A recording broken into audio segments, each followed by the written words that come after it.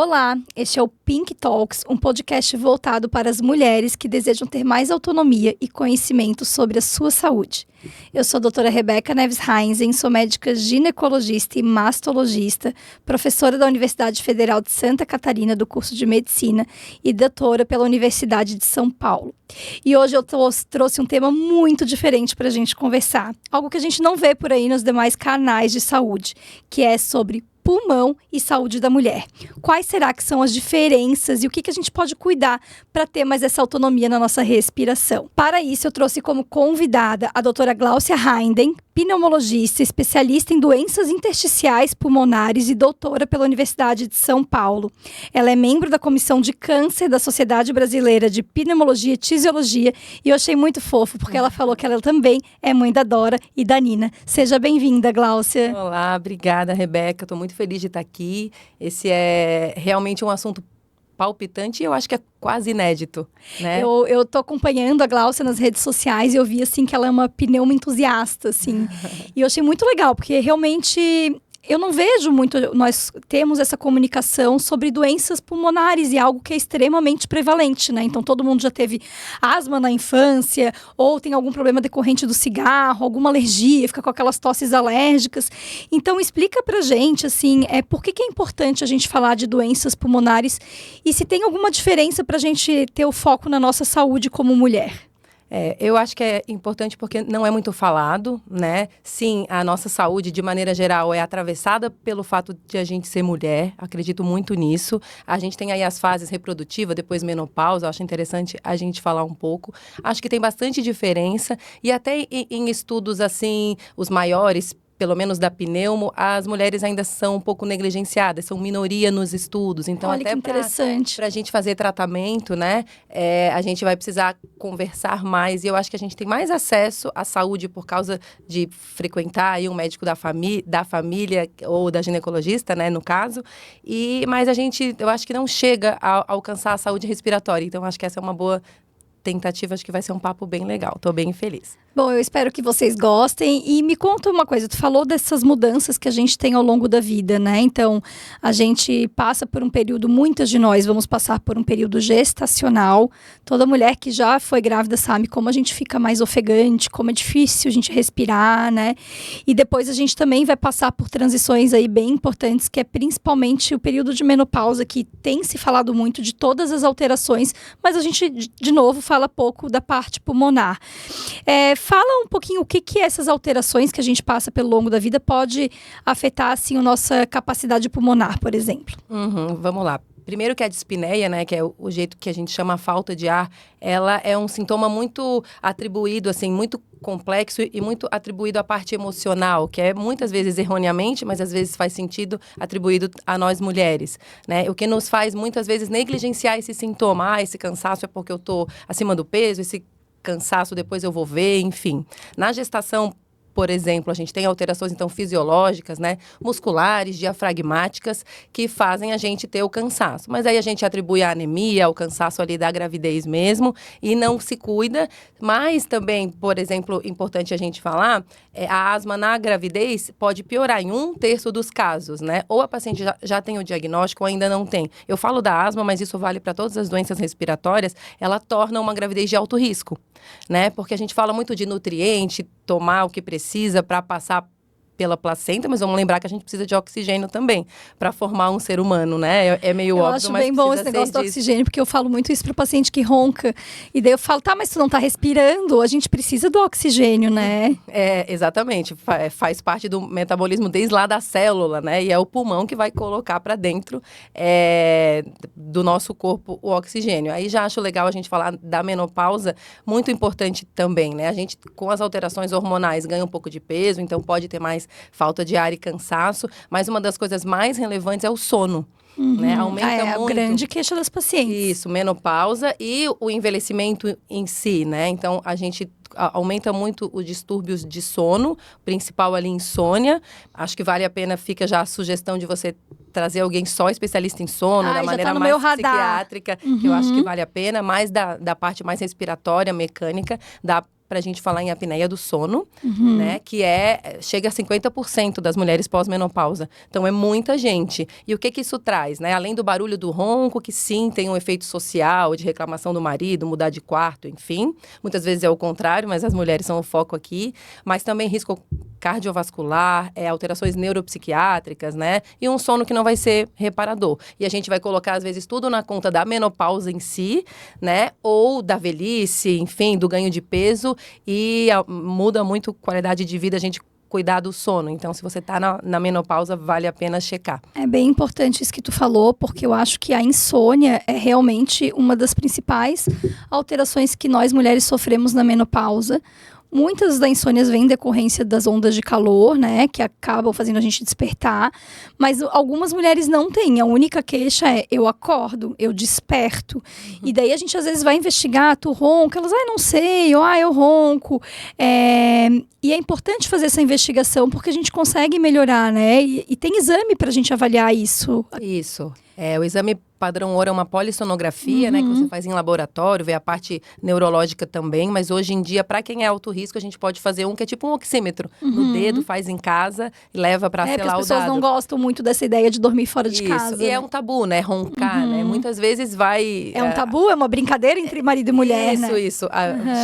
É muito comum chegar na consulta, o paciente, a paciente, né, sendo questionada, falou, eu não sei, ele ronca. E aí o marido em privação de sono e roncando também, às vezes nem percebe, né? Sim. A gente é negligenciada nesse sentido também dentro de casa, né? Não, é bem importante avaliar isso, porque como aquilo que tu falou, né? Existe uma troca de oxigênio aí que é importante, o sono vai deixar, se a gente dorme bem, a gente vai ter menos problema de saúde mental, vai ter menos estresse, menos... Às vezes a paciente fala assim, eu não quero cuidar, não tá dando muita bola pro sono, eu falo, mas eu não sei o impacto de uma insônia na tua saúde como um todo, porque tem coisas que a gente não sabe, né? Glaucia, tu falou bastante da asma, né, que é algo extremamente prevalente. Assim, quase todo mundo que eu conheço já teve asma na vida, né? Isso é realmente muito comum na nossa população. E hoje em dia tem uma... Assim, quando a gente acha que está melhorando, né? A gente teve agora uma volta aí dos cigarros eletrônicos, né? Então, explica pra gente, assim, nós mulheres, nós temos um risco maior de ter câncer de pulmão se formos tabagista? Ou esse risco é igual ao do homem? Tem alguma diferença entre a mulher que fuma e o homem que fuma na incidência de câncer de pulmão? Tem. Vamos falar de maneira geral, 85%, 90%, então é muita gente, né, que tem câncer de pulmão, a imensa maioria é porque fumou, é atribuível ao cigarro, né? Para a mulher, isso baixa um pouquinho para 75%, porque mas que também é muita coisa. Mas alto, essa, né? sim, é a imensa maioria. Mas essa diferença é mais por fatores genéticos, né? Mas também porque a gente é mais suscetível ao cigarro, né? A metabolização hepática, enfim, do cigarro, dos componentes ali, ela nos faz mais suscetíveis. Então, assim, se você fumou ao longo da vida, né, tem uma carga tabágica, que é uma continha que faz o seu histórico de tabagismo, que fala sobre o seu risco. Se você tiver o mesmo peso, fumou a mesma coisa que um homem, a sua chance é maior de desenvolver as doenças relacionadas ao cigarro, né? A gente fala muito do enfisema, da DPOC, mas também câncer. E o câncer, na mulher, ele funciona diferente em relação à resposta a tratamento, subtipos, a gente ainda precisa de bastante estudo em relação a isso, mas isso já é uma realidade que a gente vê, a gente é mais suscetível. E daí a gente está falando muito do cigarro comum aqui, né, que eu acho que a gente até não está no mês de prevenção do cigarro. Isso mesmo. Mas a gente hoje em dia tem as outras opções, né, eu vejo muitos adolescentes ainda usando narguilé, charuto, entre alguns. Daí o charuto a gente ainda vê mais no público masculino, né? E os vapes, né? Que são os cigarros atuais. Eu tive que acrescentar isso na minha anamnese, porque eu esquecia de perguntar e as pessoas, elas não associam isso como um cigarro. Daí eu falava, tu fuma? E ela falava, não. Daí agora eu pergunto, tu fuma? Não. E vape? Ah, vape, eu fumo. Sim. Esses outros artefatos, né? Narguilé, charuto, vape, eles também têm impacto para nossa saúde de pulmão? Tem. E falando dos dispositivos eletrônicos para fumar, que é a maneira que a gente chama os cigarros eletrônicos, tem vários apelidos aí, vapes, e o nome da marca, muitas vezes, né? Que a gente fica repetindo. Eles são justamente feitos, pensados pela indústria do cigarro para dar essa impressão de que tem menos risco. Tão menos risco que eu não preciso nem comentar para minha médica ginecologista mastologista. Eles não comentam. E é justamente essa impressão de baixa percepção do risco. Como? Fazendo colorido, fazendo com cheirinho, com algumas personagens que remetem à infância. E é justamente porque tem se reduzido o tabagismo convencional no Brasil nos últimos 40 anos aí, isso é resposta a um pacote de leis antifumo muito bom, muito forte, né? Que a gente, às vezes, não valoriza tanto, mas a gente teve sucesso nisso, né? Isso. É uma referência mundial, né? É o que o Brasil tem feito. E aí, a indústria do tabaco viu isso, do cigarro. Hoje em dia, nem tudo é tabaco. A gente vai falar um pouquinho disso mais para frente, mas viu isso e inventou uma estratégia. Como que eu faço para parar de cair, né? A gente está falando aí de 10% hoje da população brasileira fumando cigarro convencional. Então, é justamente uma maquiagem para disfarçar o risco. E ele traz, inclusive, até mais risco, muitas vezes, né? Isso a gente já tem dado científico, que realmente o cigarro eletrônico, o dispositivo eletrônico, né? Isso. Ele tem mais risco do que o cigarro usual para doenças respiratórias. Ele tem... O cigarro convencional é aquele absurdo, né? Que a gente ouve assim, e é verdade, tem mais de 7 mil substâncias, mais de 70 delas comprovadamente causam câncer, né? O cigarro eletrônico, a gente ainda não está vendo estudo randomizado, que é super difícil até para o cigarro convencional, que causa câncer, mas... Por exemplo, o que você vai fazer uma combustão, né? Que você vai acender o cigarro mesmo, queimar, independente da coisa que tem ali dentro, você está fumando fuligem, né? Não é só a nicotina o grande problema, Não é só a nicotina, também é a nicotina. Mas no cigarro eletrônico você não entra em combustão. Isso, inclusive, foi uma das coisas que a indústria usou. Mas ele aquece. E ao aquecer, vou te dar um exemplo. O filamento para aquecer tem níquel. E níquel é considerado carcinogênico pela IARC já, né? Não é? As minhas pacientes vivem me questionando sobre alumínio e agora teve a onda do protetor solar. Então, assim, tem níquel. Daí isso vocês não se preocupam, isso, né? E daí você tá colocando lá dentro do pulmão que absorve muito. Tem muito mucosa, sangue, né? Passando lá, né? Então, absorve muito mais do que a pele, né? Por exemplo, em relação ao protetor solar. Além disso, né? O risco cardiovascular, né? Que tem daí, a gente já sabe... que essas substâncias causam aumento do risco cardiovascular, causam câncer, como esse exemplo do níquel, mas tem muitos outros, e a concentração de nicotina. Que isso é o mais importante. É muito comum a gente perguntar na consulta e a pessoa não saber que está dependente, né? E num frasquinho daquele, a concentração, muitas vezes a pessoa descobre, se assusta na consulta de que está fumando o equivalente a 2, 3, 4 maços por dia. Nossa, é mais assim, então. É mais pela concentração, porque lá dentro tem um sal de nicotina, né? Que é feito, entre outras coisas, para ficar mais palatável, tirar aquele amargor, para pegar pessoas que sofrem o julgamento social, né? E quem são essas pessoas que se incomodam mais com o cheiro, com o julgamento social ou com o sabor mais amargo? As mulheres. Por isso que eu acho que a gente está mais suscetível ainda, além de metabolizar pior. Entendeu? Essa moda aí não é legal. É tipo aquelas pessoas assim que, não só fumo quando eu saio. Eu falei, mas então por que tu fuma? Não faz sentido, né? Realmente, a gente já sabe há muitos anos, né, que o cigarro faz mal. E é uma pena, né, que a gente tá vendo esse boom agora de cigarro eletrônico. Eu acho que para quem não estava acostumado, era até assustador. Tu olhava na rua, o que eles estão fazendo? Eu acho que deve ter pessoas mais velhas que nunca nem viram. E a gente agora tá vendo na rua e tal, cada vez mais. E o Brasil tinha proibido, né, essa comercialização. É proibido ainda, né? Na verdade, tudo em relação ao cigarro convencional também acontece para o cigarro eletrônico, né? Não pode fumar dentro dos ambientes, mas a fiscalização, enfim, tá permitindo, né? Então, a pessoa ali tá, às vezes, trabalhando num shopping, já tive pacientes assim, e tá fumando ali. Então, não tem que levantar, não tem que sair. Sim. E fora a concentração ali, que é do mal mesmo, é feito para viciar. E tu falou bastante que o cigarro, né, daí, saindo um pouquinho do câncer, podem causar outras doenças, né, como DPOC, enfisema. Explica assim para o público leigo o que são essas doenças. Porque eu acho que é interessante, né, as pessoas saberem que às vezes elas falam, minha mãe faleceu de DPOC, mas ela nem sabe o que é aquilo, né? O que o cigarro pode trazer nesse dano aí pulmonar. Certo. A gente fala muito de doenças cardiovasculares, elas são realmente a principal causa de mortalidade, depois vem câncer, doenças infecciosas, mas a DPOC é a quarta causa de morte no mundo. E isso é muito importante, Bastante. né? A gente precisa realmente fazer mais diagnóstico, né? Parar de achar que o cansaço é porque está mais parada, porque está sedentária, e aí precisa fazer o diagnóstico através de um exame que a gente sopra, né? Da espirometria. Então, é muito comum e simplesmente o cigarro e a fuligem, né? Que eu quis usar esse apelido aqui, mas é isso mesmo, né? Que a gente inala, ele vai destruindo lá dentro do pulmão. E aí, o local que era para trocar o oxigênio, né? Entrar o oxigênio no corpo, ele não existe mais. Então, é irreversível esse dano, né? A DPOC, que a gente chama doença pulmonar obstrutiva crônica. Essa é a principal doença tabaco relacionada, que a gente chama. Mas tem outras. Né? E para uma pessoa que tem asma, eu acho importante, porque eu acho que você tem aqui bastante audiência jovem, né? As mulheres têm o dobro de asma do que os homens na vida adulta, né? Então a gente usa como um protótipo, assim, para dar de exemplo, né? Uma doença muito prevalente, quase 20% da população tem asma e é muito subdiagnosticada ainda. E imagina para asma ou para outras alergias respiratórias, rinite, né? Se uma poeira ali do lado tá te fazendo espirrar, imagina colocar uma fumaça lá dentro do seu pulmão mesmo, né? Então é bem irritante e Não, e a gente vê muito isso mesmo, né? A asma da mulher adulta, né? Que ela para de ter ali um período.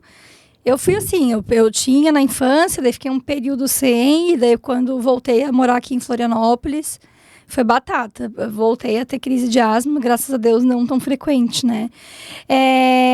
E a gente conversou bastante, então, do cigarro, né? Mas tem gente que daí tu até ia falar que só fuma tabaco, né? Agora tem essa nova moda também. Sim. Que é uma coisa artesanal, que as pessoas fazem em casa, né? Então tem todo, acho que vem uma coisa cultural ali, né? Sim. Igual o bebê, coisas que a gente vai instituindo nas nossas rotinas. Sim. Que não são boas. O tabaco também confere algum risco para nossa saúde ou não? Sim, acho que você estava falando do cigarro feito artesanalmente. Isso, porque é o que elas falam. Né? Não, mas eu fumo, mas eu faço em casa, daí não tem nicotina. E tem nicotina, né? A nicotina natural, ela é extraída da folha do tabaco. Não é porque é natural, né? Como eu disse, entra em combustão, então isso é ruim de qualquer maneira. E isso vale para qualquer outra coisa que você vá aquecer e fumar e inalar. Óleos essenciais, qualquer outra erva que entrou em combustão, já tem bastante risco. E a outra coisa que não, assim, definitivamente não é menos risco, e a quantidade de nicotina pode variar. Porque você que faz o seu. Então, a gente não tem nem referência, né? Mas há quem diga que num cigarro de palha, você tem 3 vezes mais nicotina do que em um cigarro convencional, aquele de maço. Então, vai depender muito da quantidade. Tem gente que compra filtro e coloca, né? Mas muita gente também fuma sem filtro, então isso piora também. E é também mais uma enganação, mais uma coisa que a indústria inventou ou está se beneficiando, né? De ser cool, né? Ser artesanal. Não, gente, pode até piorar e fazer você também migrar para o cigarro convencional. São mais ou menos a mesma coisa. Então, olha só, não é legal nenhum desses tipos de dispositivos que a gente inala, né? Tu vai ter que falar do óleo essencial, porque eu fiquei muito curiosa. Porque todo mundo usa óleo essencial, né? É outra... A gente brinca que é um hipster, né? Que é quando vira uma coisa, assim, que é muito modinha no meio.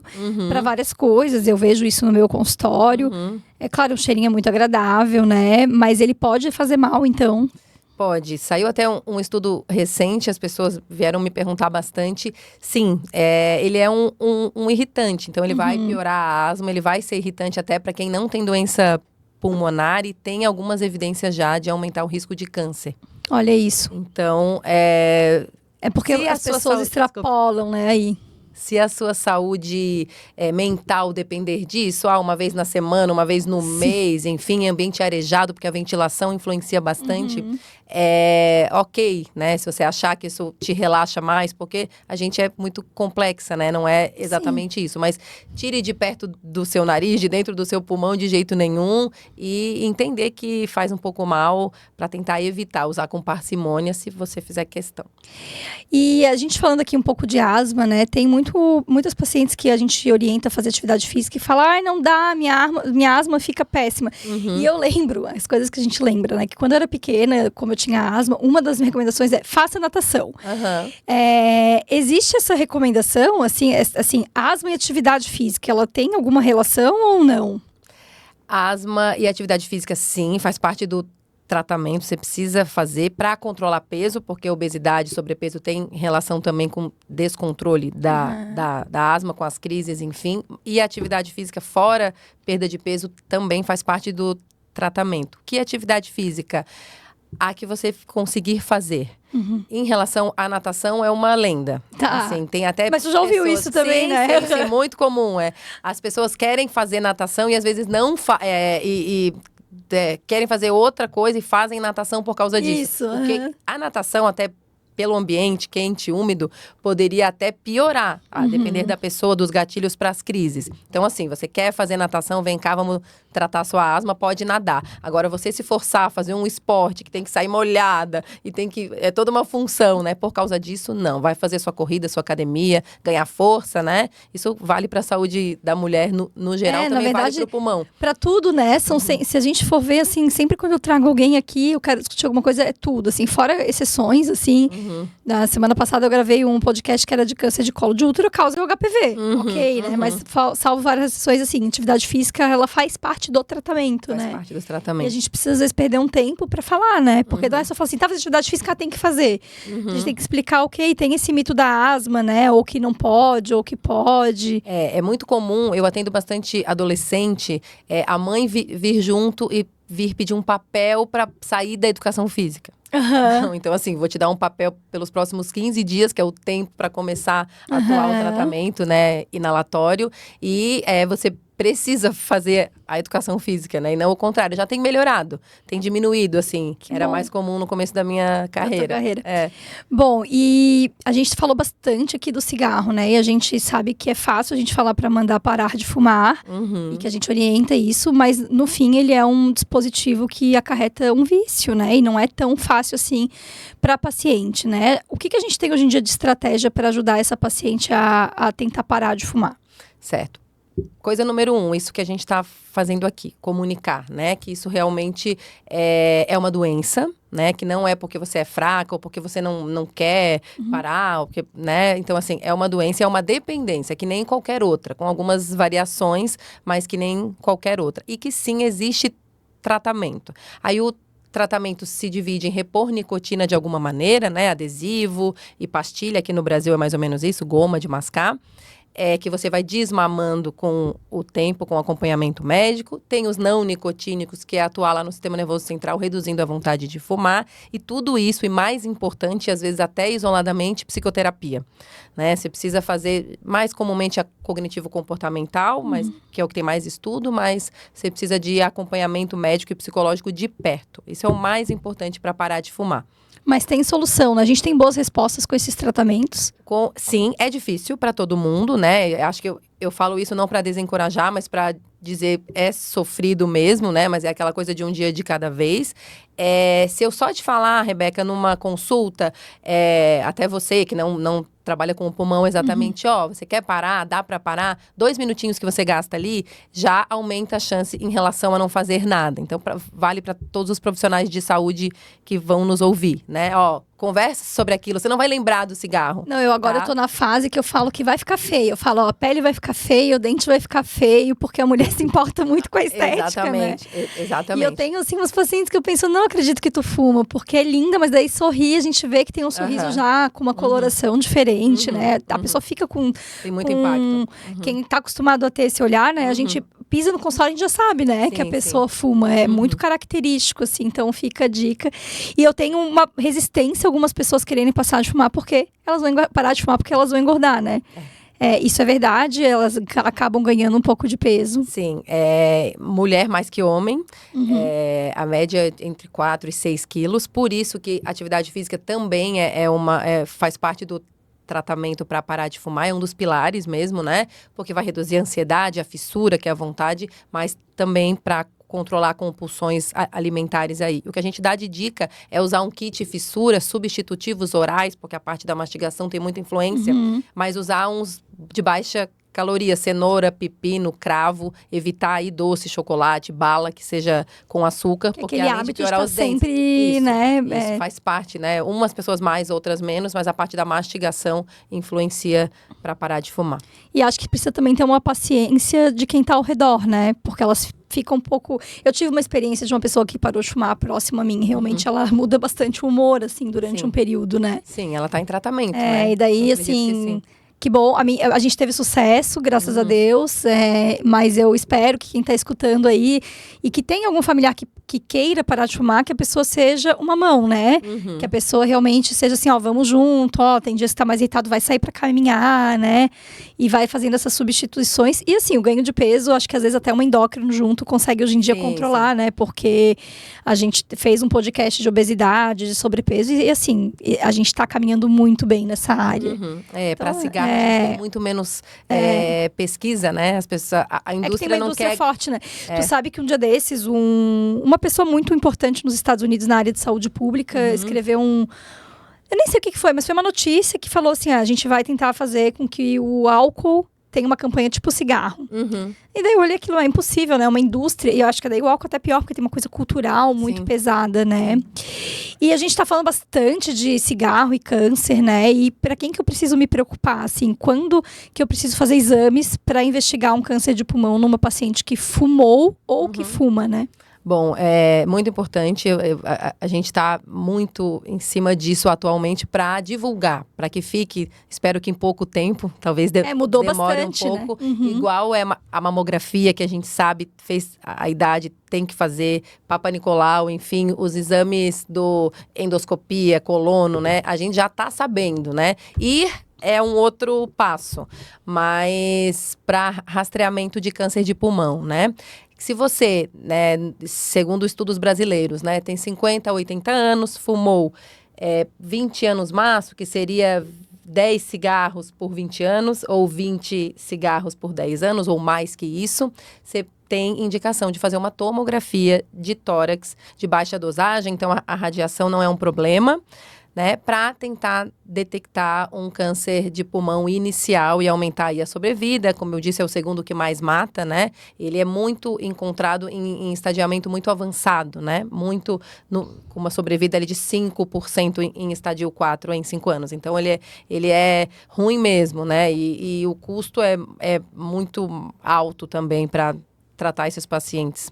E é bem importante a gente falar isso, porque eu acho que, assim, a gente é mais ou menos contemporânea, né?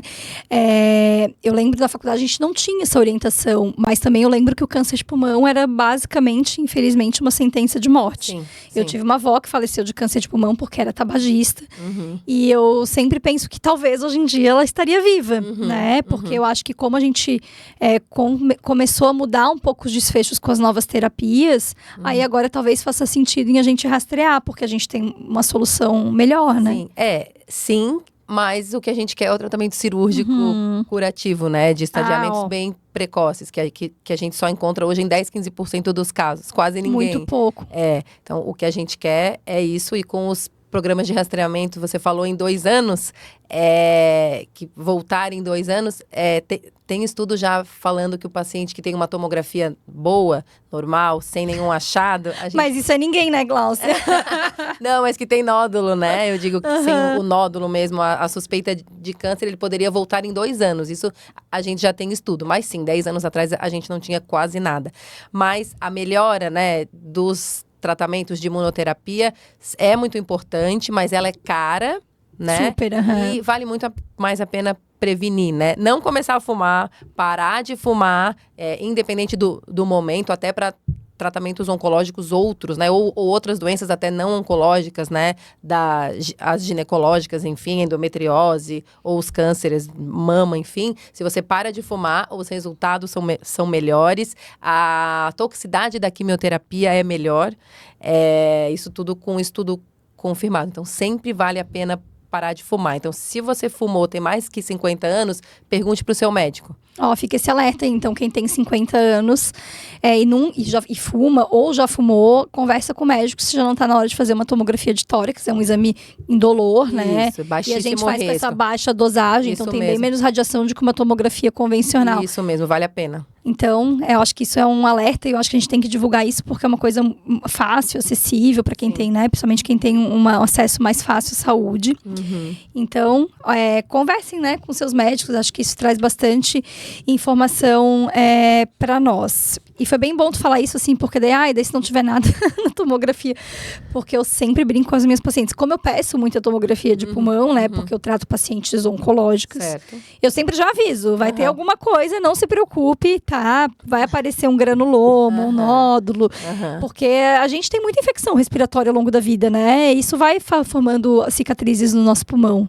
A gente tá numa área endêmica, né, para tuberculose, né, no Brasil. E outras doenças granulomatosas, mas se a gente for falar aqui capital, enfim, tem bastante tuberculose. Eu pego tuberculose em jovens, mulheres, eu ia dizer jovens como a gente, mas também mais jovens também, né? Então, mas também... ótimo tu falar isso, porque assim, ó, existe um mito, né, da tuberculose, que é em lugares muito desfavorecidos economicamente. Pessoas que moram em lugares, né, sem nenhum acesso, mas a gente vê tuberculose no consultório, né? Isso, vemos, e não é só associado a quem tem alguma doença que baixa a imunidade, né, HIV ou algum câncer, enfim, ou algum tratamento imunossupressor.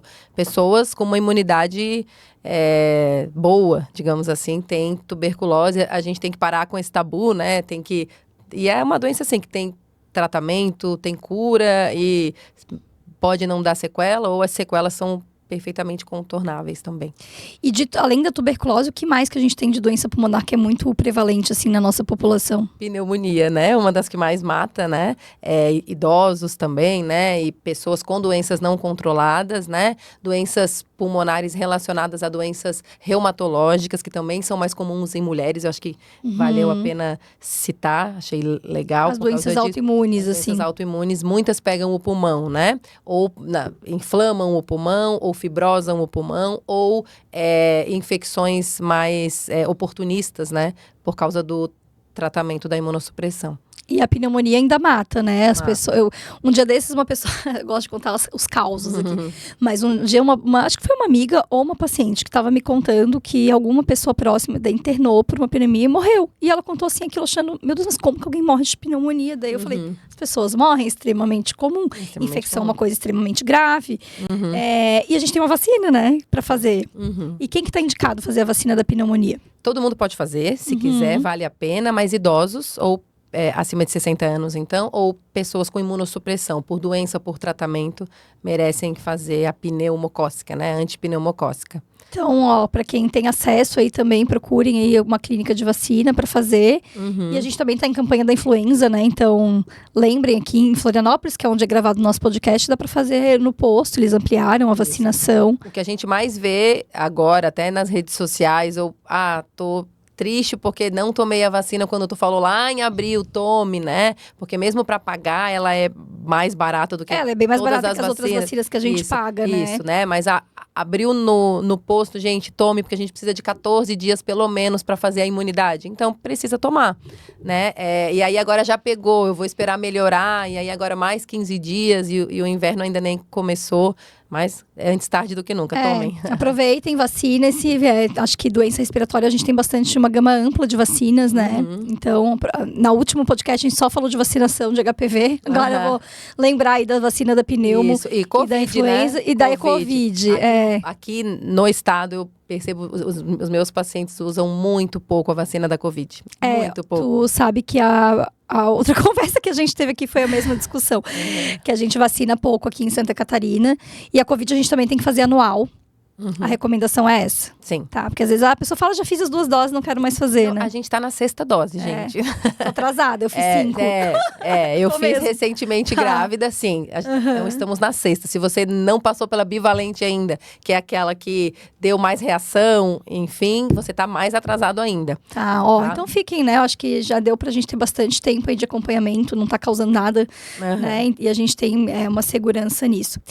E existe uma outra dúvida que sempre trazem em consultório, que é a tabagista passiva, né? A mulher que não fuma, mas convive com um companheiro, enfim, uma companheira ou na casa de alguém que fuma. Essa pessoa, ela tem um risco maior de alguma doença pulmonar ou não? Tem, e isso se estende para qualquer coisa que for indoor, né? Dentro de casa. Tem saído alguns estudos que o perfil de comportamento das mulheres, mesmo nas indústrias, ele é mais indoor do que os homens. Então, essa ventilação, ambiente ventilado, protege mais os homens. A mulher está na cozinha, né? Eu sei que você perguntou do cigarro, mas é a mesma coisa que queimar a biomassa, né? Queimar fogão a lenha, enfim. É que a gente não vê mais tanto, né? Mas às vezes eu pergunto pro paciente, tem história na família? Daí tem, a minha avó morreu de câncer, de pulmão. Daí eu pergunto, fumava? Não. Daí eu, mas usava fogão a lenha? Ah, não sei, doutora, porque tem isso, né? É super comum, tanto para agricultura, zonas rurais, mas gente, aquela lareira ali do conforto, do romantismo, do acolhimento, aquilo ali é queima de biomassa. Num ambiente fechado, que você não vai abrir nenhuma janela porque tá frio. Então, assim, é uma exposição no ano, não é um grande problema. Mas sim, as mulheres estão mais suscetíveis. É muito comum, a gente pega até hoje mulheres aí de 70, 80 anos que tem câncer e você vai perguntar, o esposo fumava na cama, né? Dentro do quarto. Se fumava no avião, né? Exatamente. Então, sim, essas mulheres, como somos mais suscetíveis, mas sim, elas estão pagando aí por um vício de outra pessoa. Então, se tiver alguém fumando perto de você, você pode ser educado, mas a pessoa precisa ser mais, né? Porque ela tá, assim, Olha, eu já tô numa fase extremamente intolerante com cigarro, assim. Quando eu ando na rua, vai ficar uma dica para as pessoas que fumam. Eu sei que é um vício, eu acho que a pessoa, às vezes, ela nem se toca, ninguém faz por mal. Mas quando vocês estão na rua, vocês ficam parados no cantinho fumando, porque quando a pessoa vai andando e a pessoa que tá atrás tá recebendo aquele cheiro, né, aquilo ruim, para quem não fuma, aquilo é extremamente desconfortável, né? Eu lembro da nossa geração que a gente saía para as festinhas e a gente voltava com a roupa, que era assim... eu lembro, teve essa coisa muito drástica, assim, porque a gente acompanhou muito essa proibição, né? Então a gente começou a frequentar a boate, que a nova geração talvez nem sabe o que seja, e daí as pessoas fumavam lá dentro e daí foi proibido. E assim, é uma coisa drástica, assim, de tu desacostumar com aquele cheiro horroroso, né? Então, assim, minha dica é quem fuma... vai ter que ter um pouquinho de consciência que tá fazendo uma coisa que é ruim para sua saúde, mas que também pode acarretar uma coisa desconfortável para quem tá ao redor, né? Não é legal. Com criança, né, também. Existe um dado que a gente fica exalando aquilo, a pessoa que fuma, por 2 horas. Então, vou fumar lá fora e volto. A gente sente o cheiro, claro, né? Mas mesmo se disfarçar o cheiro, 2 horas é bastante coisa. E assim, eu como sou cirurgiana, sempre falo também, cigarro para cicatrização é péssimo.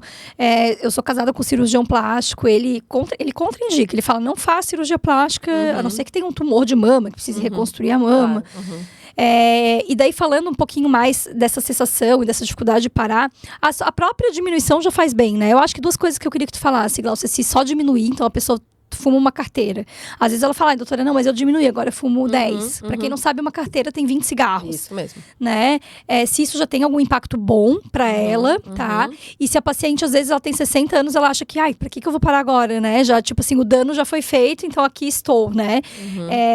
Em qualquer momento da vida que ela parar, ela tem um impacto benéfico? Tem, isso é comprovado cientificamente, né? E em relação à redução, a gente tem que tomar cuidado, assim, a gente vai fazer uma cirurgia, sim, quanto menos cigarros, melhor. O ideal é parar. Um dia que parou já é melhor para cicatrização do que fumar logo entrando no centro cirúrgico, né? Mas a gente pensa em 14 a 21 dias, o ideal de conseguir parar, se a gente conseguir programar. Só que a substância em si, então não é você que é fraca, é o seu cérebro que vai pedir mais. Então, é muito perigoso isso. A pessoa vem na consulta, tá fumando 20, aí reduziu para 15.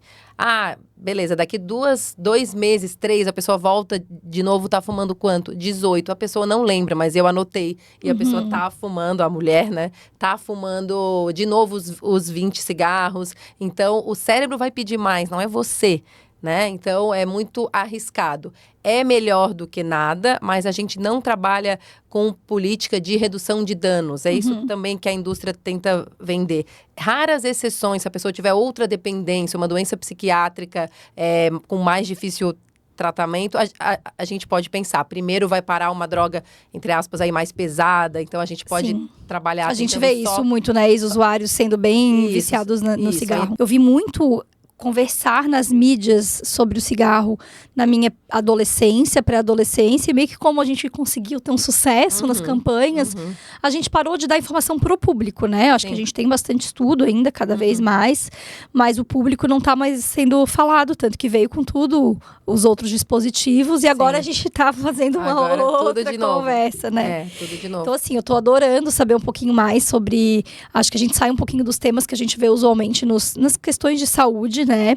E eu queria que tu deixasse uma mensagem para quem tá nos escutando, né? Pra mulher, sobre cigarro ou sobre não, mas assim, algum cuidado que a gente tenha que ter. E também deixasse o teu contato, porque a gente tá chegando ao fim do nosso podcast. E eu acho que todo mundo curtiu bastante. Então, deixa um recadinho aí pra mulherada que nos acompanha. Certo. Bom, se você não fuma, continue sem fumar. É importante, vale a pena. Se você fuma, tenta parar. Se vê que não consegue, procure ajuda, talvez você já tenha dependência. E não negligencie, né? Tá sentindo um cansaço, procura, porque pode ter solução e a qualidade de vida depende muito disso. Então, vale a pena a gente se cuidar. A gente cuida muito dos outros, né? Mas vale a pena a gente incluir no autocuidado uma revisão aí de não fumar e cuidar da nossa saúde respiratória. Muito obrigada, Gláucia. Deixa teu @, aí para quem quiser te acompanhar nas redes sociais. No Instagram, DRA Gláucia Hayden.pneumo. O Hayden é Heiden, mas me procura lá que eu sigo a doutora Rebeca. É muito legal, a Gláucia tem a Gláucia eu já conhecia da época de faculdade e eu a reencontrei pelas redes sociais e eu pensei, poxa, realmente eu não tenho muita informação sobre doenças respiratórias e assim surgiu a ideia de a gente fazer esse podcast. Então eu espero que todos vocês tenham gostado desse bate-papo. Vou pedir para deixarem os comentários e dúvidas aqui para nós no YouTube e mande para quem vocês sabem que está precisando ouvir essa conversa, que tem algum sintoma respiratório ou que simplesmente esteja querendo parar de fumar. Esse foi mais um Pink Talks e eu aguardo vocês nos próximos episódios. Obrigada, Gláucia. Obrigada, adorei.